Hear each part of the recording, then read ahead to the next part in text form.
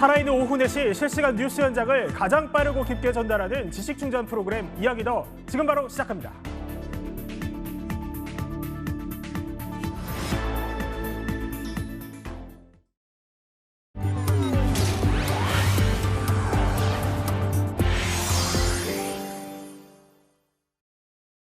한반도가 요동치고 있습니다. 우리나라에 주둔하는 전체 주한미군 가운데 4분의 1이 한반도 밖으로 옮겨질 수 있다. 이런 외신 보도가 나왔습니다. 네 분과 함께 바로 짚어보겠습니다. 자, 서정민 변호사, 일단 도대체 어디서 무슨 얘기가 나온 겁니까? 네, 이 내용은 이제 월스트리트저널에서 보도가 나왔습니다. 이 보도에 의하면 미 국방 관료들의 그런 이야기를 들었을 때 트럼프 행정부가 이 수천 명의 미군 병력을 한국에서 감축하는 방안을 검토하고 있다라는 겁니다. 지금 한국에는 주둔하고 있는 미군 병력이 28,500명 정도가 되는데 그중에서 약 4,500명의 그런 인력을 철수를 시키고 괌이나 혹은 기타 인도태평양 내 다른 지역으로 이제 이동하는 것을 검토를 하고 있다라고 합니다. 물론 아직까지 이것이 뭐 트럼프 대통령의 책상까지 올라간 사안은 아니긴 하지만 일단 앞으로의 그런 북한과의 거래에 대해서 비공식적인 정책으로 고려가 될 수 있다라는 겁니다. 그러니까 월스트리트 저널 굉장히 유력한 매체에서 정확하게 규모 숫자까지 검토 중이다라는 사실이 나오게 된 건데, 자, 이런 얘기는요, 트럼프 미국 대통령의 취임과 동시에 어느 정도 예견된 일이기도 했습니다. 트럼프는 30년 넘게 꾸준히 주한미군 회의론을 제기해왔기 때문이죠. 28,000 soldiers on the line between North and South. Right? 28,000 soldiers. They pay us peanuts. You have to be prepared, and it's possible that we will walk away. Now, I have to tell you, at some point into the future, I would like to save the money. 32,000 soldiers on South Korean soil, and we've been helping them for about 82 years, and we get nothing. 자, 최진봉 교수, 사실 트럼프가 일기 때도 주한미군 감축 혹은 철수를 하려다가 이 참모들이 반대해서 후퇴한 적이 있잖아요. 그렇죠. 그러니까 이게 다시 사실상 트럼프의 테이블로 올라올 셈으로 보이는데, 자, 그러면 트럼프의 속내를 봤을 때 이게 뭐 예산을 줄이기 위한 걸까요? 아니면 뭐 중국 견제용일까요? 트럼프 속내가 뭐라고 보십니까? 제가 볼 때는 두 번째, 그러니까 예를 들어서 예산을 줄이기 위한, 즉 우리나라로부터 더 많은 주둔비를 받아내기 위한 협상 전략이 아닌가 하는 생각이 들어요. 물론 이제 여러 가지 전략적인 판단도 할 수 있죠. 왜냐하면 이 감축된 인원이 다른 데로 가는 게 아니고 아태 지역이나 아니면 괌으로 갈 가능성이 있거든요. 그러니까 아시아 태평양 지역의 어떤 군사력 이 자체는 그대로 변함이 없는 거거든요. 그걸 유지하면서 인원만 바꾸는 건데 이게 사실은 우리 국민한테는 또 우리 정부한테 상당히 큰 부담이 될 수밖에 없어요. 주한미군은 우리나라가 북한과 지금 어쨌든 종전이 아니고 지금 전쟁이 중단된 상태 아니겠습니까? 이런 상황에서 미군이 빠져나간다고 하면 상당히 큰 불안감이 조성될 수 있고 그런 점에서 본다고 하면 방위비 협상의 하나의 전략이 아니겠냐는 생각이 들고 미국에 있는 뭐 군사 전문가나 한반도 전문가들도 한반도에서 미군을 빼는 게 상당히 부정적이에요. 의회도 그렇고요. 그런 차원이라고 하면 실제로 실행에 옮기기보다는 이걸 통해서 방위비 협상을 해서 그걸로 더 많은 돈을 우리 정부로부터 받아내려는 시도가 아닌가 그런 전망이 가능하다고 봅니다. 김대영 위원은 진짜 속내가 뭐라고 보십니까? 지금 앞서 보셨던 그래픽에 나왔던 4가지 이유가 다 들어있습니다. 다요? 예.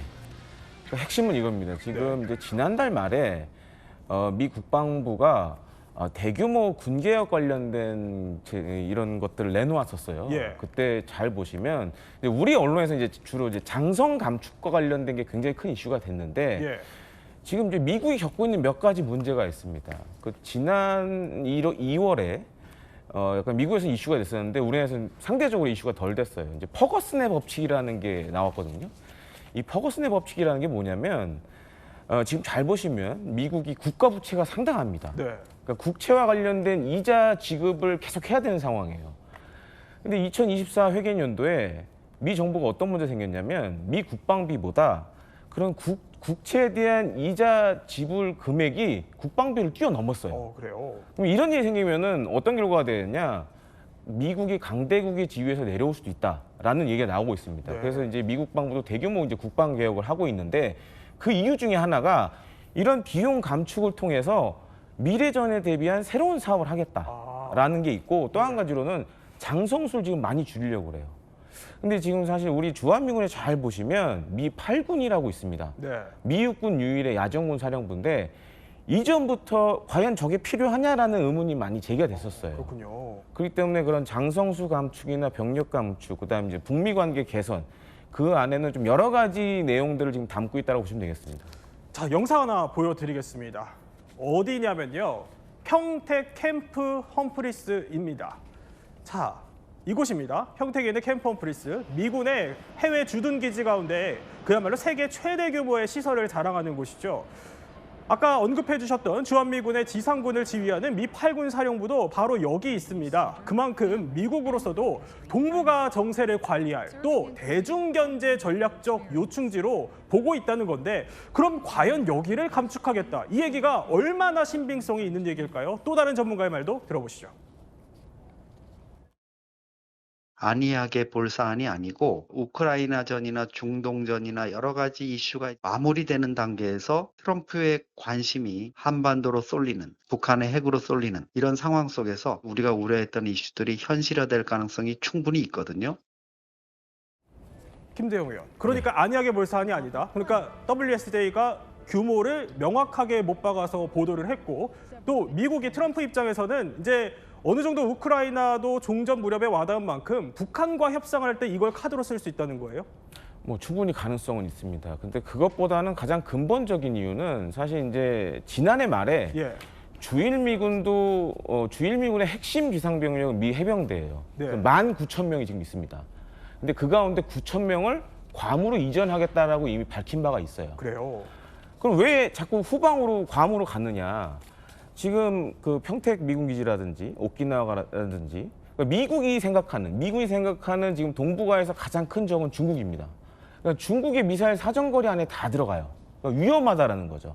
그래서 병력을 안전한 곳으로 옮겨야 된다라고 지금 많이 생각을 하고 있고, 또 한 가지로는 저도 이제 험프리 가봤지만 험프리에서 뭘 사 먹으신 다음에 신용카드 긁게 되면 오해를 받을 수가 있습니다. 저도 이제 저희 와이프한테 굉장히 오해를 받았는데 미국 LA로 찍혀요. 아, 그래요? 네, 그래서 이제 그렇게 언제 미국 갔었냐라는 한번 오해를 받기도 했는데, 그 정도로 사실 이제 어떻게 보면 이 항공 내에 있는 주한미군 기지들이 굉장히 중요한 지점에 다 배치돼 있습니다. 그리고 험프리는 앞서 얘기해 주셨듯이 세계에서 제일 큰 미군 기지인데 이것마저도 어쩌면 포기할 가능성이 있다라고 지금 트럼프 2기 행정부 생각하는 것 같습니다. 그렇군요. 이남희 기자, 그러면 지금 이 상황에 대해서 한미 정부 입장은 어떻습니까? 일단은 미국 국방부 대변인 입장부터 보시죠. 이렇게 얘기를 했어요. 오늘은 발표할 것이 없다.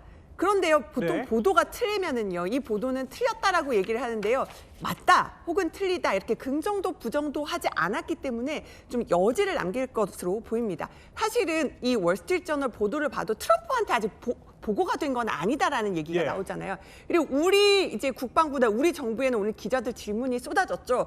공식 입장은 이겁니다. 그러니까 한국과 미국 사이에 전혀 논의된 바가 없다. 최근에 보면 미국 국방부 측이랑 우리 국방부 측이 만났다고 하는데 그 자리에서도 이런 얘기 오가지 않았다는 거예요. 그러면서 이제 미국 행정부가 일방적으로 결정할 수 있는 문제가 아니다. 트럼프 일기 때도 비슷한 보도 나왔지만 안 되지 않았느냐라고 얘기를 하고 있지만 당혹스러운 분위기도 좀 있는 것 같습니다. 그러니까 미국은 부인을 안 하고 있고 우리 국방부는 이렇게 일방적으로 결정할 수 있는 문제가 아니다. 사실상 미국한테 들으라는 듯이 얘기를 하고 있는 것 같습니다. 한미 간 온도차가 상당히 느껴져요.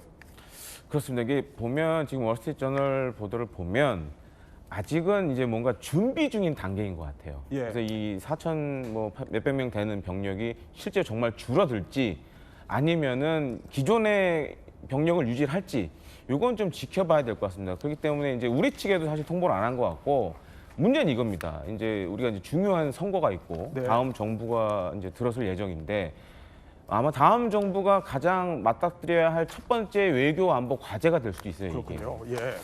그렇기 때문에 굉장히 중요할 수밖에 없고 현재 주둔 주한미군이 한 28,500명 정도 되는데 이 중에 16%가 한꺼번에 어디로 가는 겁니다. 4천여 명이 나간다는 거는.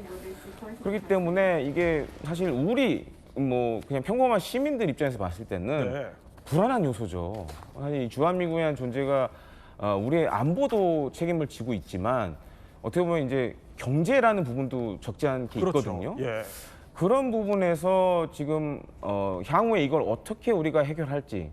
다만 이제 여러 가지 절차들이 남아 있습니다. 만약 저렇게 한다 그래도 미 의회에서 과연 저 감축하는 것에 대해서 동의를 할지 의회에서. 네, 의회에서 그렇게 할지도 사실 의문인 상황이고 과거 트럼프 일기 행정부 때도 뭐 앞서 최진봉 교수님 얘기해 주셨지만 저런 얘기 많이 했어요. 근데 실제로 이게 된 적은 사실 없습니다. 또 한 가지로는 이제 방위비 분담금 측면에서도 일종의 이제 압박 카드로 쓸 수도 있고 네. 다양한 이제 의미들을 담고 있다고 보여집니다.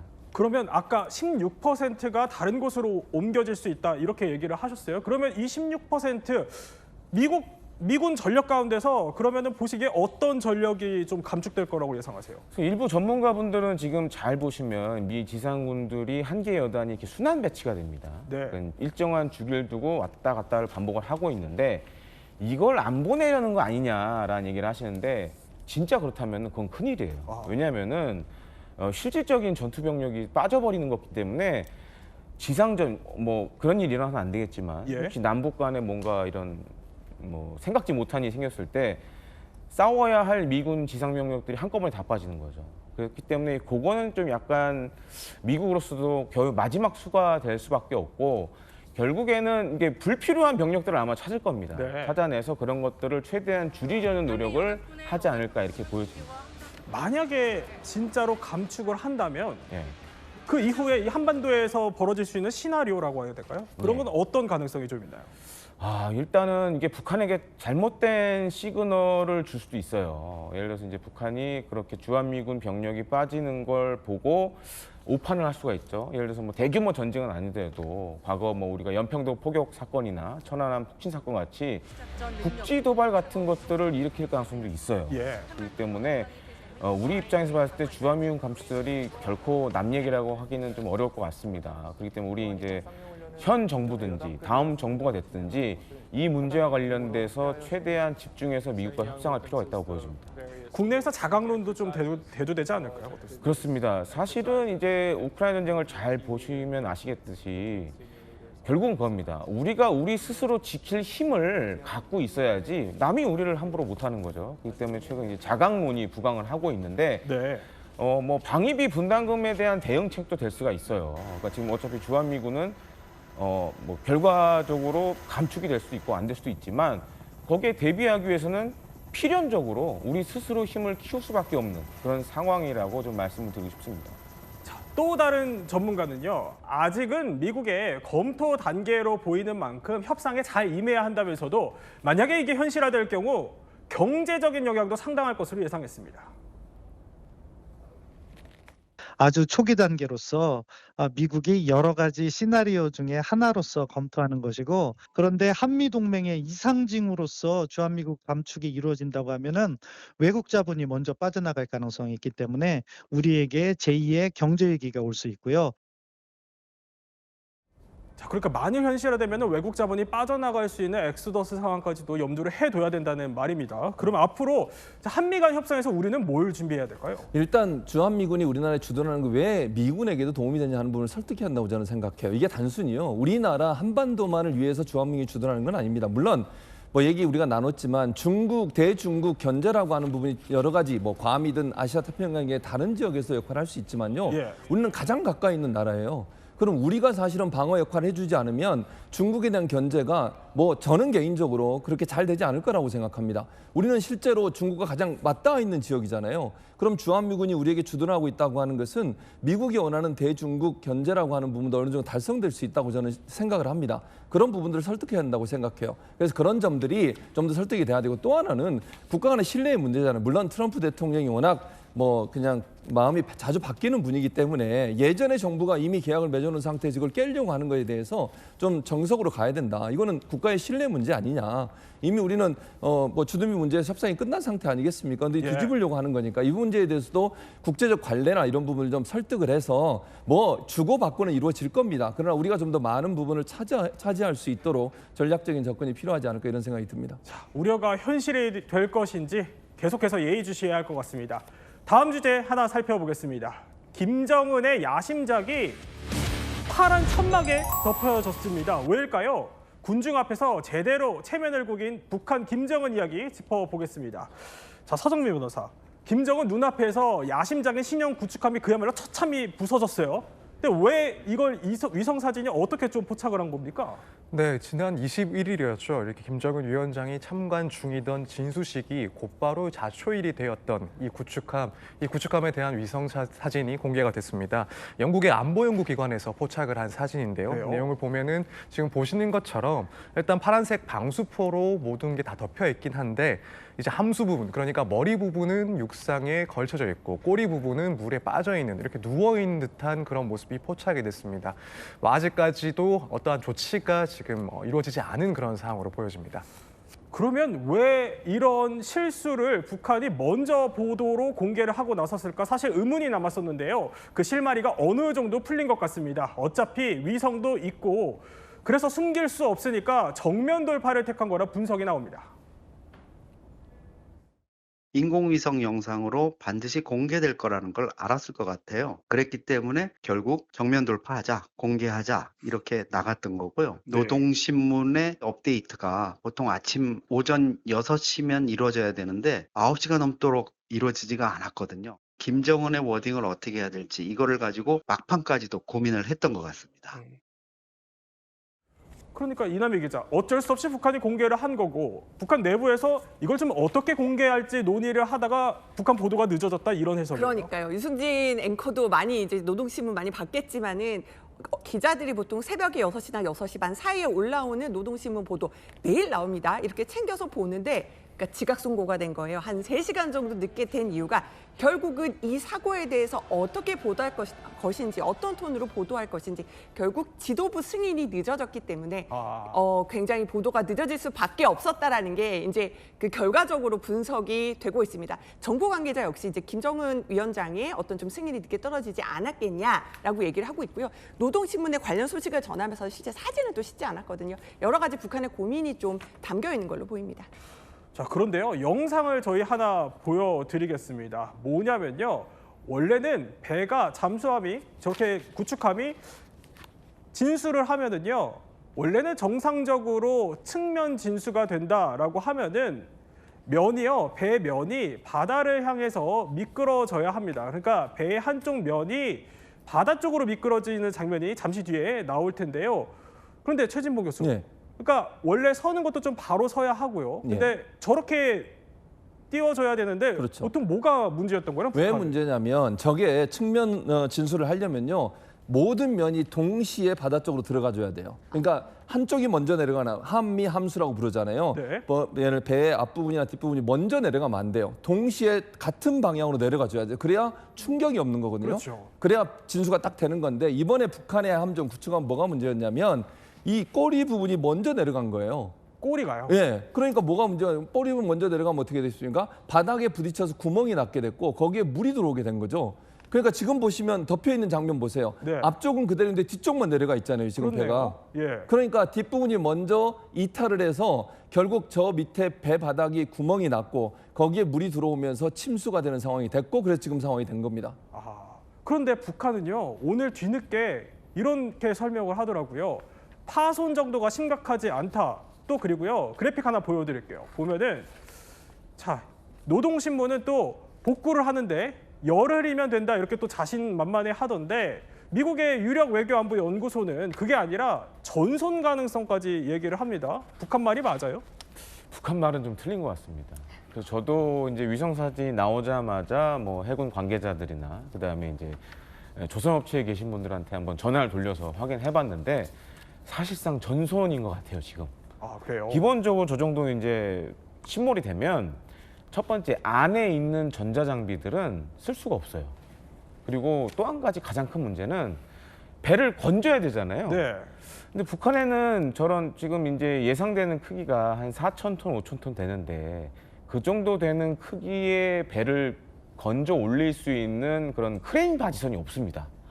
그래서 몇몇 전문가분들은 저거 건지려면 네. 중국에서 크레인 바지선 빌려와야 될 수도 있다. 그 정도예요? 네. 예. 그러니까 우리나라 같으면은 우리나라 잘 아시다시피 조선 강국 아닙니까? 그래서 저런 대형 크레인 바지선들이 있어요. 그래서 뭐 건질 수는 있는데 네. 북한은 없기 때문에 뭐 중국 아니면 러시아에서 빌려와야 될 지금 상황이 될 수도 있고 만약 그게 안 된다 그러면 심지어는 저는 어제 그 얘기 듣고 충격받았는데 폭파 해체할 수 하는 방법밖에 없다. 폭파 해체요? 네, 그러니까 배를 아예 폭파시켜 버리는 거죠. 그래서 이제 조각조각을 내서 건져내는 방법밖에 없다라고 얘기하신 분들도 있습니다. 그러니까 그 정도로 북한의 기술력도 안 되는 거고 굉장히 심각한 사고라는 건데 네. 전문가는 또 어떻게 보고 있을까요? 들어보시죠.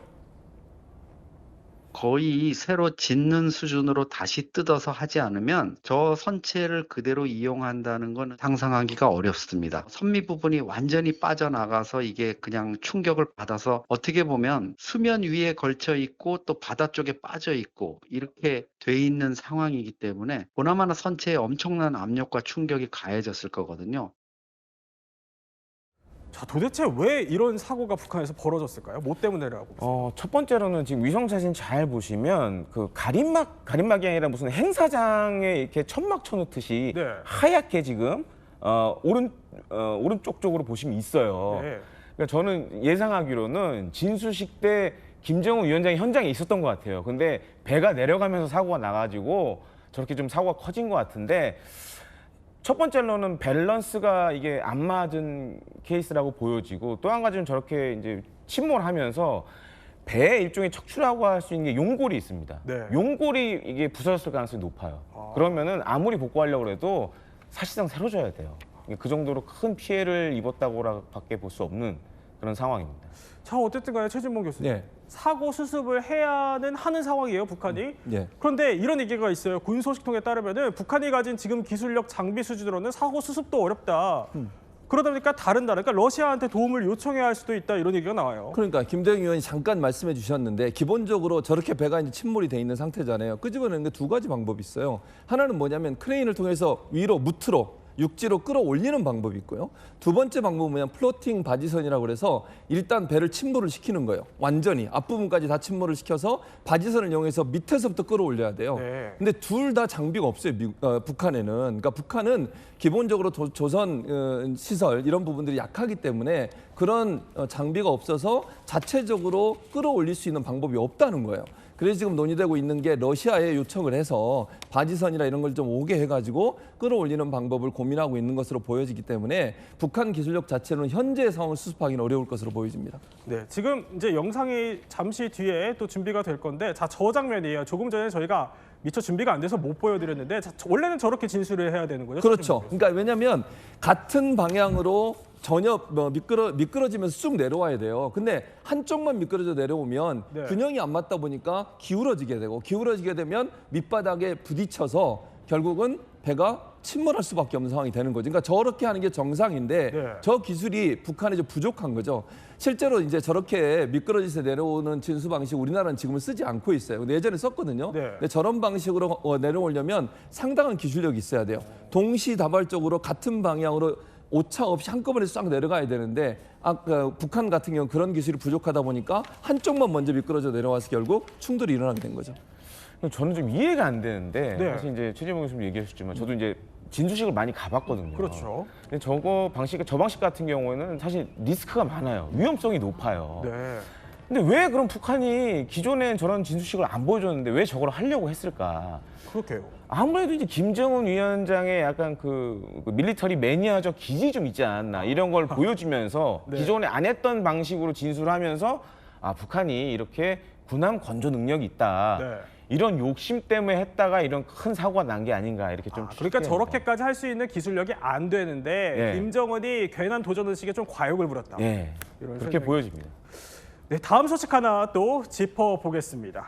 이번에는요, 유럽팀을 정상으로 이끈 최초의 한국인 주장, 그러니까 손흥민 선수가 생애 첫 우승으로 이뤄낸 기록이죠.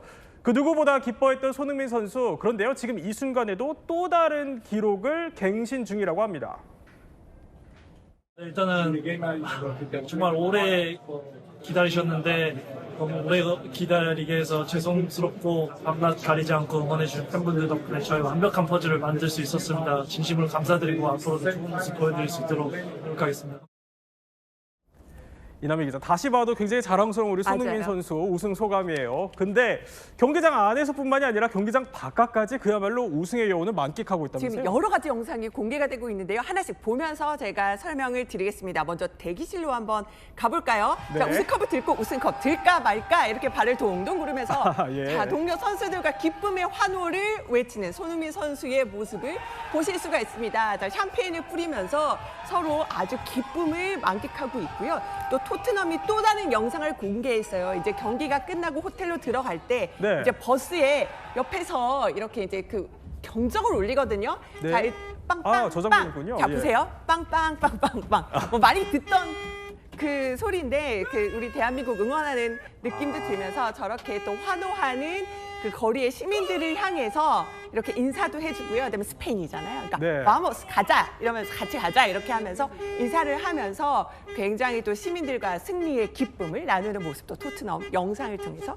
공개가 됐습니다. 또 다른 영상이 있는데요. 자, 이번에는 우승컵을 안고 있고요. 지금 보면은 손흥민 선수가 지금 이 트로피에 입을 맞추고 있는 모습을 볼 수가 있습니다. 네. 목에는 메달을 걸고 있는데 사실은 우승했을 때는 메달이 없다가 지금 이제 메달 건 모습을 보실 수가 있습니다. 그러니까 우승했을 때는 메달이 없었다. 그러니까 없었던 메달이 갑자기 생긴 거예요? 아니 그게 무슨 연유가 있습니다. 보통 이제 저기 보면 사진 보면 손흥민 선수만 우승 메달이 없어요. 그렇네요. 우승컵은 팀에 주지만 우승 메달은 선수들에게 수여를 하거든요. 근데 이 협회 측에서 처음에 준비한 우승 메달이 30개였어요. 네. 30개 정도면 되겠지라고 준비를 해놨는데 저 팀에 토트넘 팀에 있는 선수들이 부상 선수까지 다 참석을 한 거예요. 그러니까 하나씩 걸어주다 보니까 나중에 캡틴 우리 손흥민 선수한테 걸려고 하니까 메달이 부족한 거예요. 네. 두 사람이 못 받았는데 손흥민과 크리스티안 노메로라고 하는 선수 그 선수에 딱 끊어져 버린 거예요. 그래요? 그래서 우승컵을 들어올릴 당시에는 메달이 없었고요.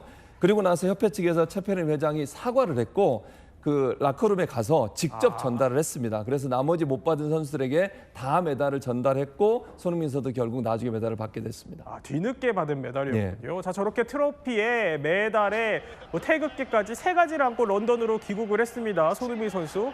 그런데 지금 이 순간에도 새 기록을 경신 중이다. 이게 무슨 말이에요?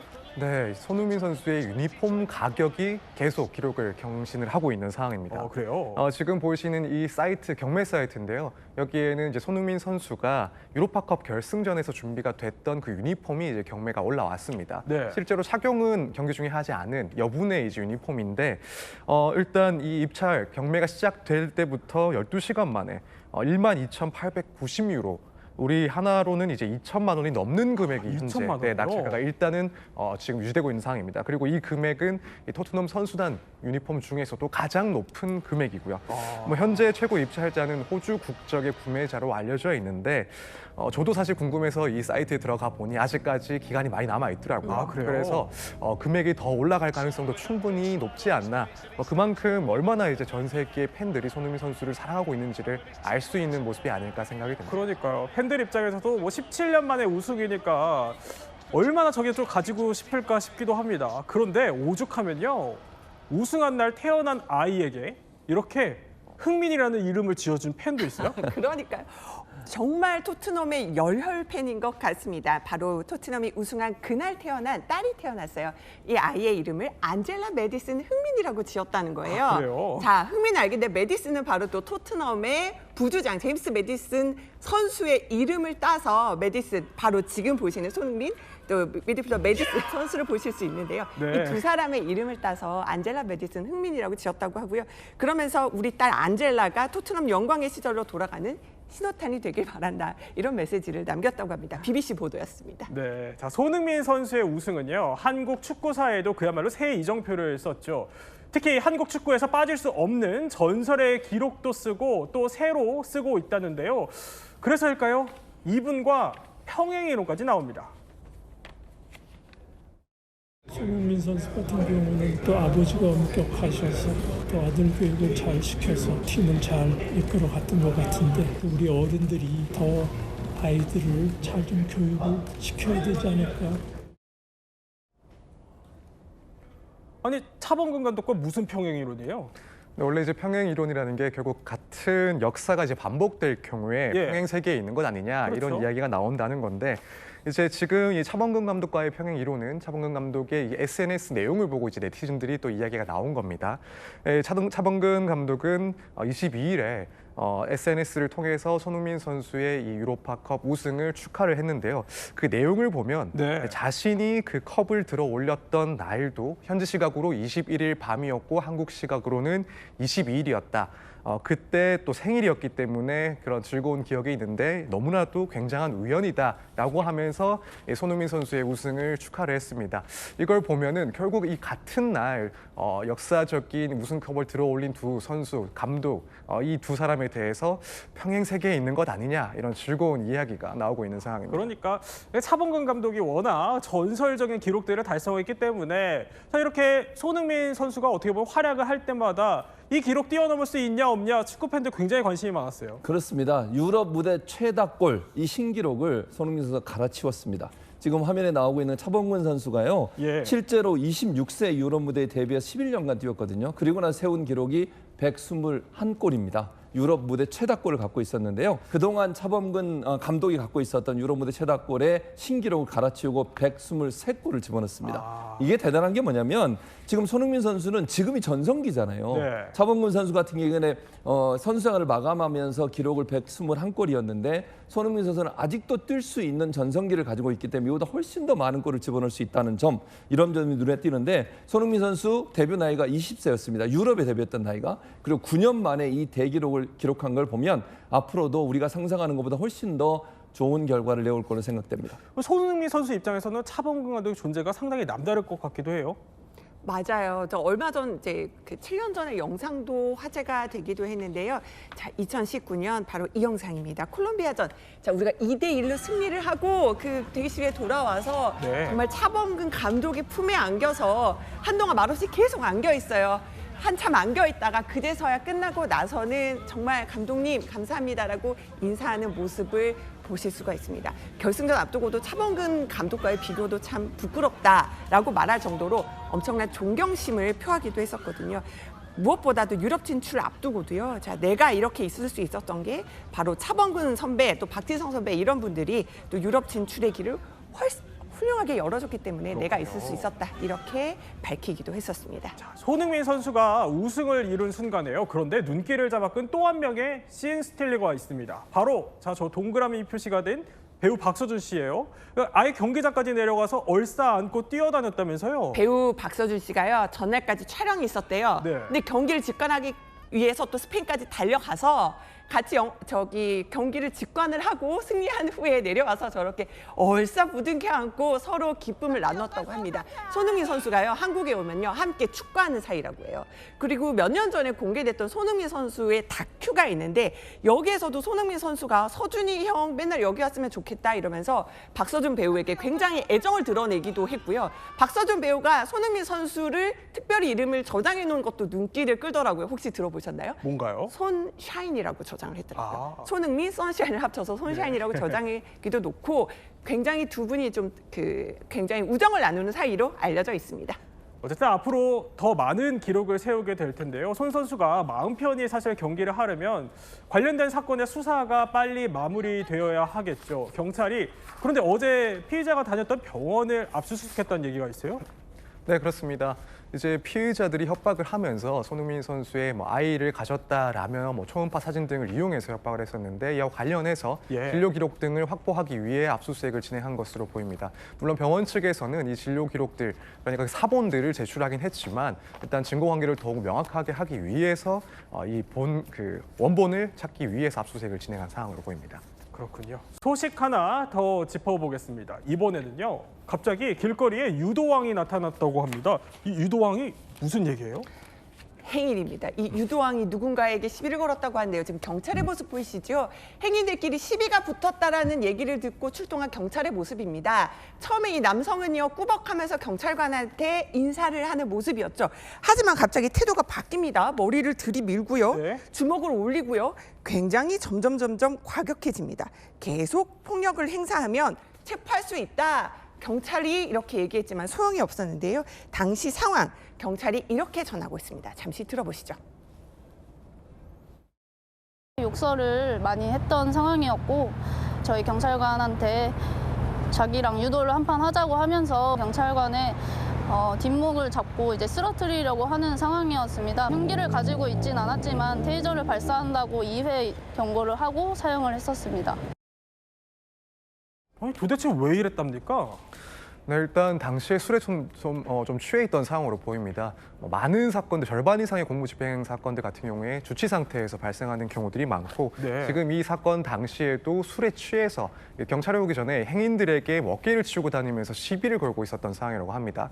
이후에 신고를 받고 온 경찰에게도 자신의 인적 사항을 제대로 알리지 않자 이후에는 실랑이가 벌어졌고 그 상황에서 경찰에게까지도 이제 물리력을 행사하면서 결국에는 입건이 된 상황입니다. 공무집행을 방해한 거면은 처벌은 어떻게 됩니까? 좀 엄중해야 되지 않을까요? 네, 실제로도 이제 해가 갈수록 공무집행 방해죄에 대한 처벌은 강해지고 있긴 합니다. 특히 이런 사건들이 발생을 하면 실제로 발생하는 그런 사건들에 투입될 경찰 인력이 네. 소모가 되는 그런 문제가 있기 때문에 이 점을 들어서 좀 상당히 엄중하게 처벌을 하고 있는 추세이긴 합니다. 그래서 과거에 비해서 벌금형보다도 징역형을 선고하는 경우가 무척 많아지고 있기 때문에 그래요? 아무리 술에 취해 있는 상황이라 하더라도 경찰을 향해서 이런 물리력을 행사하면 안 된다는 점 충분히 명심해야 될 것 같습니다. 네, 오늘 이야기 또 이렇게 핵심만 살펴봤습니다. 오늘 또 몰랐던 이야기 더로 넘어가기 전에요. 퀴즈 하나 풀고 가시죠. 자, 바로 이 퀴즈입니다. 한국에는요, 땡땡을 위한 땡땡 교도소가 있다. 누구를 위한 어떤 교도소가 있는 걸까요? 자, 이 내용 정답은요, 잠시 후 전문가들과 한번 풀어보겠습니다. 지식충전 지금 시작합니다.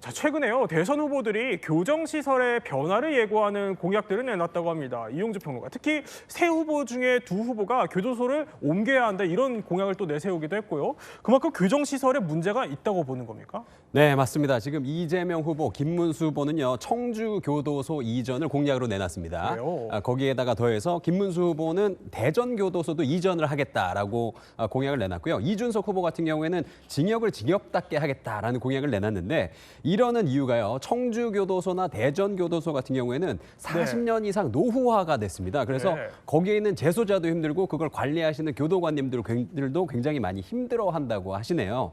그리고 또 이게요, 처음에 이 대전교도소, 청주교도소 지었을 때는 이 도심 외곽에 지었습니다. 근데 이제 도심이 커지고 뭐 새로운 신도시가 들어서고 하면서 지금 교도소가 도시 한복판에 있게 되는 상황이 발생한 거예요. 그래서 이게 조금 안 좋은 상황에 이르렀다라고 좀 볼 수 있고요. 그리고 또 지금 이 수용률이 너무 높다고 합니다. 지금 뭐 보면은 뭐 100%가 넘고요. 여성 네. 교도소 같은 경우엔. 그리고 또 남성 재소자 같은 경우는 막 200% 가까운 이런 지금 있기 때문에 요거를 교도소를 좀 바꿔야 되지 않을까 이런 이야기가 나오고 있습니다. 그리고 또 이준석 후보 같은 경우에는 지금 현행의 징역형이 강제 노역을 포함하고 있지만은 지금 그 노역이라는 것이 조금 이 실효성이 좀 없고 또 이 교정 효과가 부족한 거 아니냐라는 이야기가 나와서 조금 더 징역을 징역답게 해야 된다 이런 이야기를 나누고 있습니다. 자, 오늘 특별히 교도소 얘기를 조금 해보기 위해서요. 교도소장 그리고 또 교정 공무원으로 30년 이상 근무를 하셨던 금용명 소장님 저희 특별하게 모셨습니다. 어서 오세요. 예, 안녕하세요. 예. 자, 그런데 마지막에 근무를 하셨던 곳이 안동교도소라고 하시는데 근데 이것도 과밀 문제가 심각합니까? 예, 제가 퇴직할 때 안동교도소는 수용률이 120%가 넘었습니다. 120%가요? 예, 실제로 120%라고 하더라도 그 환자 거실이나 신입실 등을 제외하면 실제 수용률은 130%가 넘는다고 보시면 됩니다. 그래서 그 안동교도소는 1986년에 이전해서 신축된 건물이면서 수용 거실이 3가지 형태가 있습니다. 특히 1인실의 경우는 그 화장실이 차폐 시설이 그 상반신이 나오게 되기 때문에 2인을 수용할 수밖에 없었고 그럴 경우에 그 용변을 보는 냄새가 화장실에 다 이렇게 다른 수용자들한테 영향을 미치고 또 네. 화장실에 있는 수도 꼭지에서 설거지, 세면, 세탁을 다 하기 때문에 굉장히 열악한 상황입니다.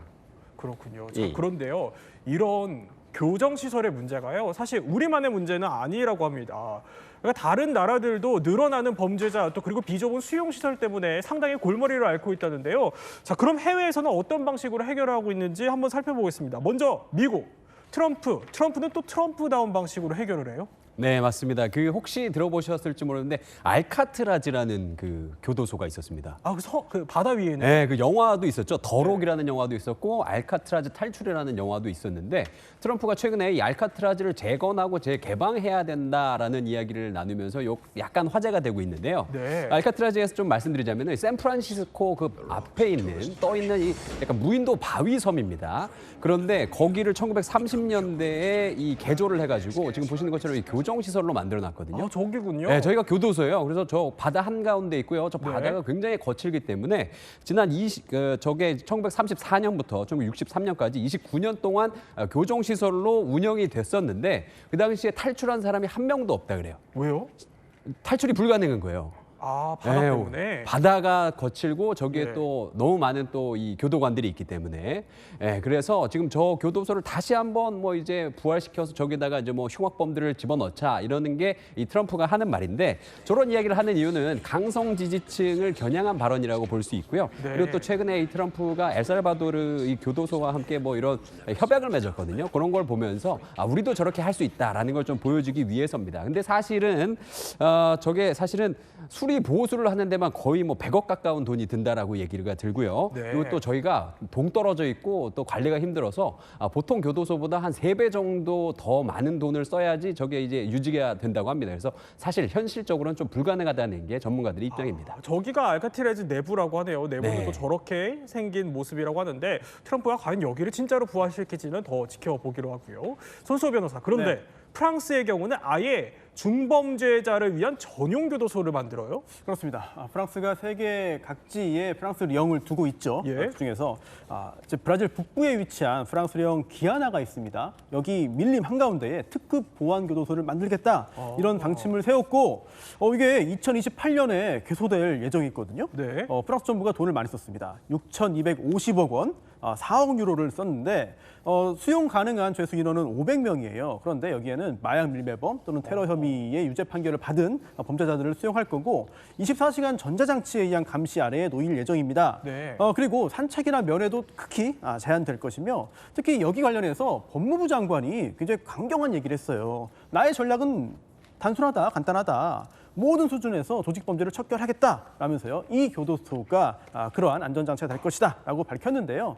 교도소에는 여러 그 마약 조직원이라든지 또는 국가안보에 위협이 되는 극단주의자 등을 수용하는 초고도 보안 구역이 특별히 설치가 되는데 이것도 이유가 있습니다. 왜냐하면 같은 이런 교도소에 수용돼 있는 어떤 조직 범죄자들의 경우에 이 보스가 조직원들에게 추가적인 범죄, 응징 이런 것들을 지시하잖아요.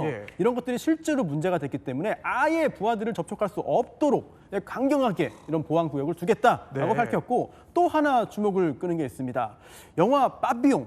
네, 빠삐용이요. 많은 분들 아실 텐데요. 이 빠삐용의 무대가 된 게 이제 이른바 악마의 섬인데 이번에 교도소가 들어서는 곳이 악마의 섬은 아닙니다만 같은 지역이에요.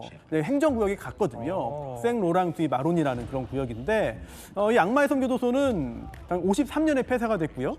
재소자들이 평균 5년을 넘기지 못하고 사망할 정도로 굉장히 열악했습니다. 그런데 이번에 만드는 이 교도소도 내륙이긴 합니다만 사실 정글 한가운데이기 때문에 사실상 섬 아니냐 이런 이야기가 나오고 있습니다. 오죽했으면 또 정글 한가운데에 저 교도소를 만들 정도로 골머리를 앓고 있는 상황인데 자, 이렇게 해외 각국이 최악의 교도소를 만들겠다고 나서면서요. 악명 높은 교도소들이 주목을 받고 있습니다. 극과 극 교도소. 자, 먼저 만나볼 곳은요. 수감자들에게는 그야말로 지옥 같은 곳이라고 합니다. 영상 보고 올까요?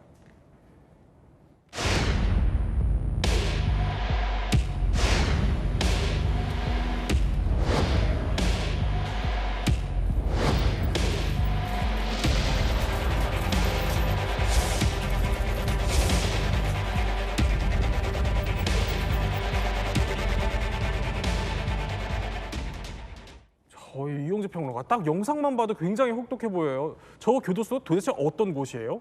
저 교도소 이름은 세코트라는 이 교도소입니다. 저게 2023년에 문을 연 이 테러범 수용센터라는 곳인데요. 네. 지금 보시는 것처럼 이 외관은 굉장히 깔끔하고 시설은 굉장히 새로 지은 시설입니다. 그런데 저기에 이제 잡혀 있는 이 범죄자들을 보면은 테러범도 있지만 사실 갱단 멤버들이 굉장히 많아요. 엘살바도르에 굉장히 그 유명한 갱단이 한 3개 정도가 있었는데 네. 그 3개의 모든 갱단 멤버를 다 잡아서 저기다 집어넣습니다. 그리고 아까 보셨듯이 뭐 네. 머리도 삭발을 시키고 어디 지나갈 때는 지금 저렇게 구부정한 자세로 고개를 들지 못하게 되어 있습니다. 그리고 또 이 정원, 저 방에 한 100명 정도가 들어갔는데 침대가 80개거든요. 네. 그럼 나머지 20명이 그냥 바닥에서 자야 되는 거예요. 심지어 이불도 없고 베개도 없습니다. 베개도요? 네, 그리고 저기가 불이 안 꺼져요. 그래서 24시간 항상 불이 켜져 있고요. 그리고 이제 하루에 30분 동안 운동을 할 수 있는데 그 운동이 사실 운동이 아니라 그냥 교도관이 보는 데서 약간 좀 스트레칭하는 그래서 굉장히 악랄한 교도소로 알려져 있습니다. 그리고 또 면회는 당연히 안 되고요. 근데 이렇게까지 할 수 있는 이유는 뭐냐면 저기에 수용되어 있는 사람들이 사실은 저희 엘살바도르 헌법적으로 이 권리가 박탈된 사람들입니다. 그래요? 그동안 너무 많은 흉악한 범죄들을 저질렀기 때문에 네. 저기에 갇혀서 언제 나오느냐? 영원히 못 나오는 사람들이 저기에 갇혀 있는 거예요. 아, 그래요? 네, 그래서 수용 인원이 한 4만 명 정도인데요. 저기 아까 제가 말씀드렸듯이 트럼프랑 협약을 맺어서 네. 최근에 저기에다가 그 불법 이민자, 갱단으로 유추되는 불법 이민자들을 저기다가 수용을 했거든요. 네, 미국에서 온 사람들이 지금 저기에 갇혀 있어요. 그래서 저거에 대해서 굉장히 좀 트럼프가 쾌감을 느꼈다 이런 이야기가 좀 있고요. 그런데 최근에 뭐 보면은 미국의 그래서 의원들이 실제로 저기에 가서 어떤 상황인가 봤습니다. 지금 저건데요. 저기에 나오는 사람이 미국 하원 의원 맷 게이츠라는 사람인데 그 사람이 가서 봤더니만은 그 이민자, 불법 이민자였던 사람들로 추정되는 분들이 저렇게 나와서 막 소리를 지르는 거예요. 저 얼마나 무섭겠습니까? 네, 그래서 저거를 보고 와서 지옥을 보고 왔다라는 이 후기를 또 남기기도 했습니다. 지옥을 보고 왔다.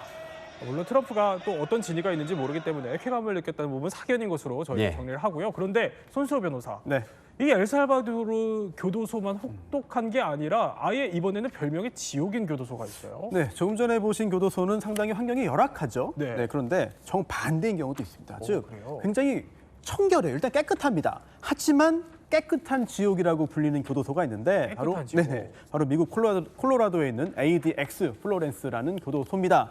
미국 내에서 이제 최고의 보안 수준을 이제 보이는 그런 교도소가 여러 곳이 있는데 60여 곳이 있는데 그 중에서도 최고의 보안을 자랑하는 곳입니다. 근데 여기 독방이 490여 개 있는데요. 여기에서 수용된 재소자들이 하루 중에 24시간 중에 23시간을 혼자 보냅니다. 그리고 이 교도소 내의 수용실의 구조를 보면은 굉장히 답답함을 느낄 수밖에 없어요. 왜냐하면 지금 화면에 나오고 있는데요. 10cm 폭의 창입니다. 저걸 창이라고 해야 될지 틈이라고 해야 될지 모르겠는데 계속 어두운 거예요. 그리고 또 교화용 TV가 있긴 합니다. 그런데 저 TV도 흑백 TV고요. 하루 종일 종교 방송만 나옵니다. 종교 방송만요? 네. 그리고 아까 24시간 중에 23시간을 혼자 갇혀 있는다고 했잖아요. 1시간은 빕니다. 그 1시간은 운동을 위한 시간인데 이때 저 밖으로 나와서 거실에서 나와서 움직이긴 해요. 그런데 이때도 3명이 감시를 하고 또 수감자들끼리 절대로 접촉할 수 없도록 합니다. 동선을 다 차단하고 조정을 하는 건데요. 그러다 보니까 이런 환경에서 쉽게 버티기 힘들죠. 뭐 환각 증상이나 또는 히스테리 증상을 보여서 정신질환을 앓는 경우가 굉장히 많은데 그런데 여기에 대한 대응도 굉장히 의미 있습니다. 이것도 형벌이다. 이런 상황에 처하는 것도 형벌이니까 교도소에서는 특별한 조치를 취하지 않는다고 하는데요. 그리고 또 미국뿐만 아니라 러시아에도 유사한 곳이 있습니다. 흑돌고래 교도소라고 불리는 그런 교도소가 있는데 여기에도 연쇄살인이나 또는 아동 성범죄 등으로 가석방 없는 종신형에 처해진 흉악범들이 수용됩니다. 지금 화면에 나오고 있네요. 자, 그런데 여기 교도소 관계자가 이런 말을 해요. 인간으로 대접할 가치가 없는 사람들이다. 나는 한 번도 동정심을 느껴본 적이 없다. 그리고 나갈 방법이 있긴 한데 이건 죽어서 나가는 거다라고 말을 했습니다.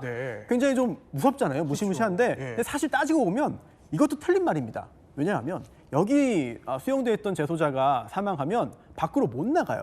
즉 공동묘지에 묻히는데 그 공동묘지가 이 교도소 안에 있는 공동묘지입니다. 그 정도요? 결국 굳이 따지자면 네. 죽어서도 나갈 수 없는 것 아니냐 이런 얘기가 나옵니다. 자, 엄격하고 가혹한 교도소를 살펴봤어요, 금영모 소장. 예. 그리고 우리도 그런데 좀 엄격해져야 된다, 또 조금 더 가혹해야 한다 이런 목소리들도 일각에서 나오거든요. 이게 범죄 예방에 효과가 있을까요? 예, 그 중남미와 우리나라는 교도소 문화에서도 그 차이가 있기 때문에 벤치마킹하는 것은 바람직하지 않다고 생각합니다.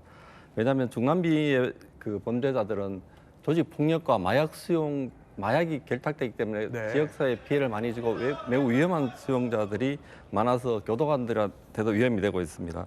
반면 우리나라 수용자는 그 예로부터 수용자가 비교적 온순하고 규칙을 잘 따르고 교도관들의 지시에 잘 따르고 있는 편입니다. 그래서 그렇군요. 안타깝게도 우리나라도 그 5.16 혁명 이후나 또 80년대 초에 그 정치적인 목적으로 그 많은 사람들을 구금한 그 역사도 있습니다. 그래서 지옥 같은 교도소는 우리나라에 있을 수도 없고 있어서는 안 된다고 생각합니다. 그래서 범죄 예방 효과는 그렇게 있다고 생각하지는 않습니다. 네.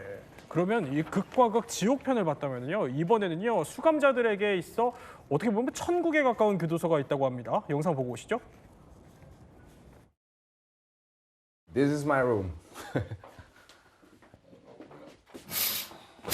Wow, it's big. Yeah, TV, DVD, yeah, computer. The bed is comfortable. Sit. Yeah. It's like a college dorm. I have my washing machine, my dryer, and I have my shower. Brand new.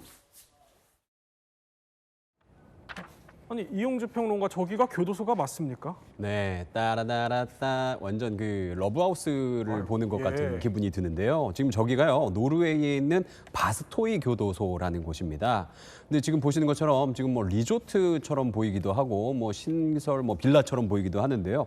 저기에는 놀랍게도 살인이나 조직 범죄, 마약 거래, 성폭력 뭐 이런 중범죄를 저지른 사람들이 저기에 수감이 되는 거예요. 그럼 우리 입장에서는 와, 저게 지금 뭐지? 그러니까 심지어 저기에서요 정원도 있어서 막 일광욕도 하고요, 뭐 반려동물까지 키울 수 있다고 하니까 사실은 지금 제 형편보다 나은데 누가 죄인인가?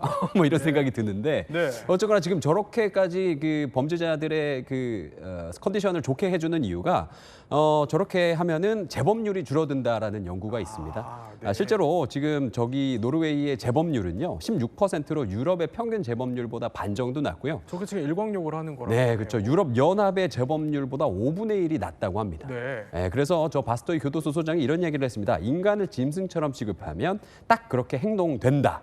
라고 합니다. 그래서 결국에는 좋은 환경을 줘서 좋은 생각을 해서 교화를 시키자라는 것이 저 교도소의 목적입니다.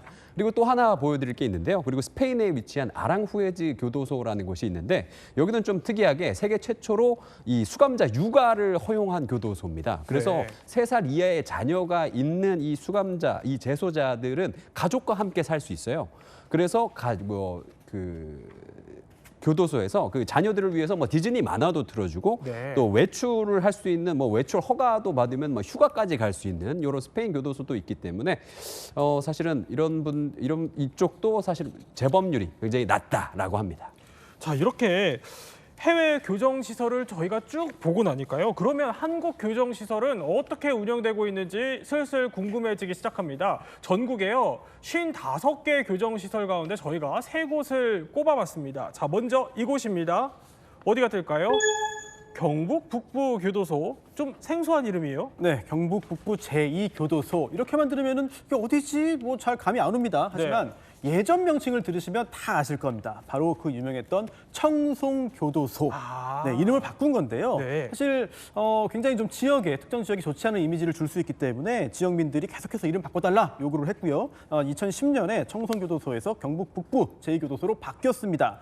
여기는 굉장히 중한 범죄를 저지른 재소자들 위주로 수용을 했죠. 그리고 전체 800여 개의 방 중에 700개가 독방이었고요.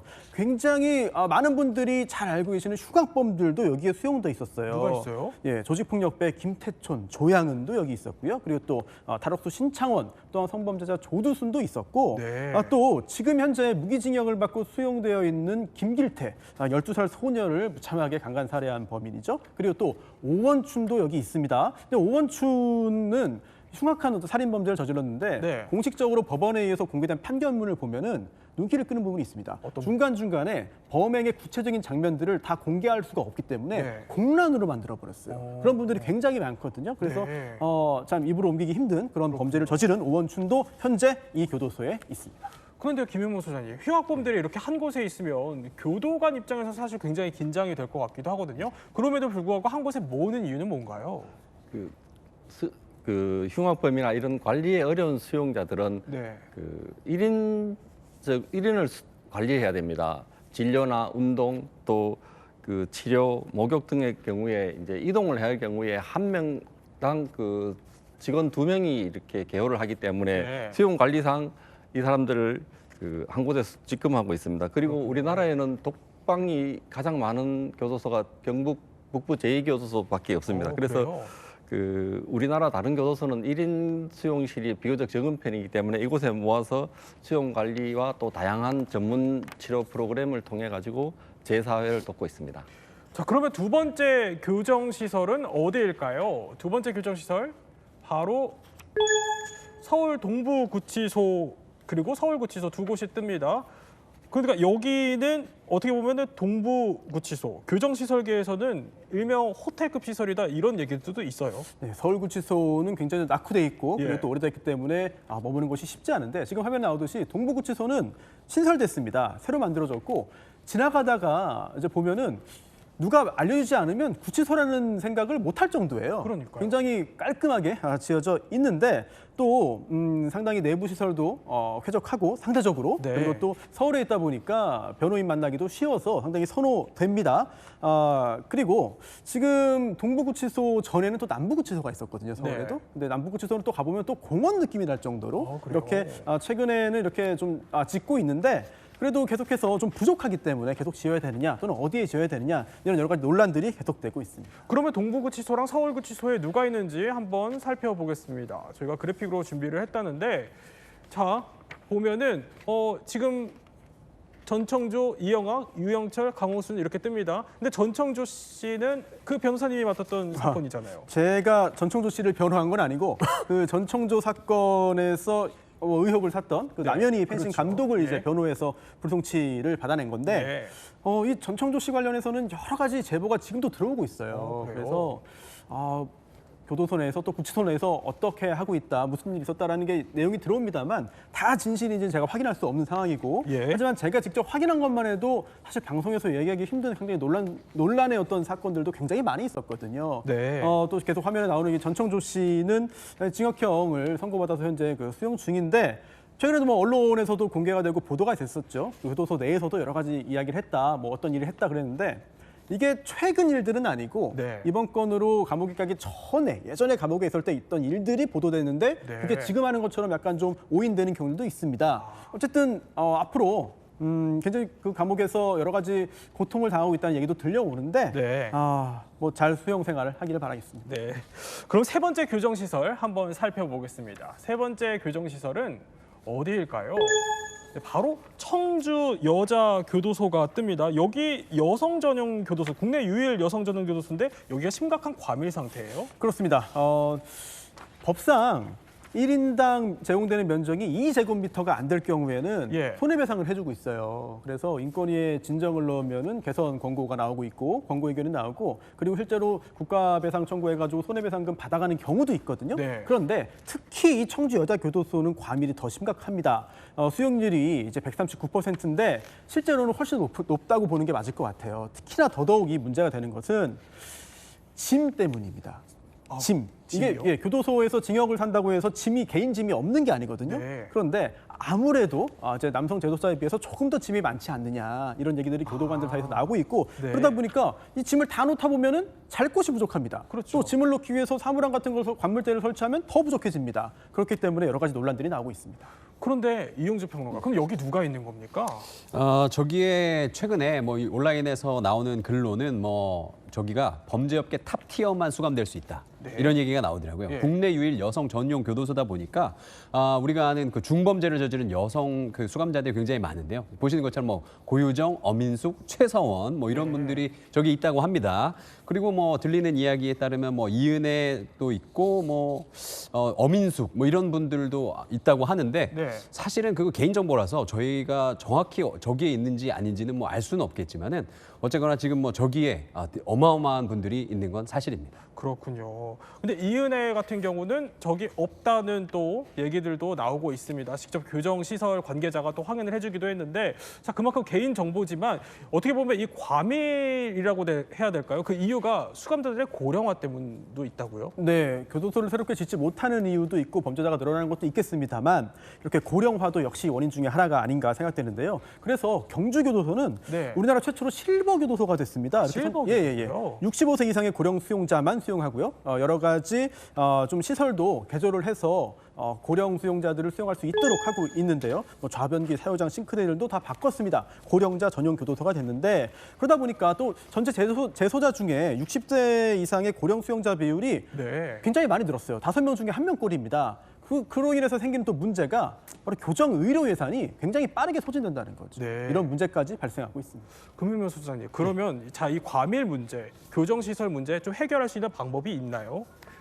예, 지금 우리나라 수용 정원이 5만 명이 안 되는 구조인데 6만 5천 명 정도까지 수용 정원을 늘려야 됩니다. 그런데 지역 주민의 반대나 이런 것 때문에 실제로 교도소를 건축하기는 상당히 어렵습니다. 그래서 지역 주민의 우려는 두 가지입니다. 안전에 대한 염려와 지가 상승입니다. 이 두 가지 부분을 교정본부 내에 전담팀이 만들어져서 지속적으로 주민들을 이해시키고 또 교도소는 도시의 기피 시설이 아니라 기반 시설이라는 인식을 항상 심어주도록 노력해야 되겠습니다. 네, 결국에는 범죄가 또 줄어든다면 이런 문제, 고민들도 함께 줄어들지 않을까요? 교정시설에 대해 몰랐던 이야기 살펴봤습니다. 저희는 60초 후에 뵙겠습니다. 저희는 다음 주 월요일 오후 3시 50분에 더 알찬 지식과 함께 찾아오겠습니다. 시청해주신 여러분 고맙습니다.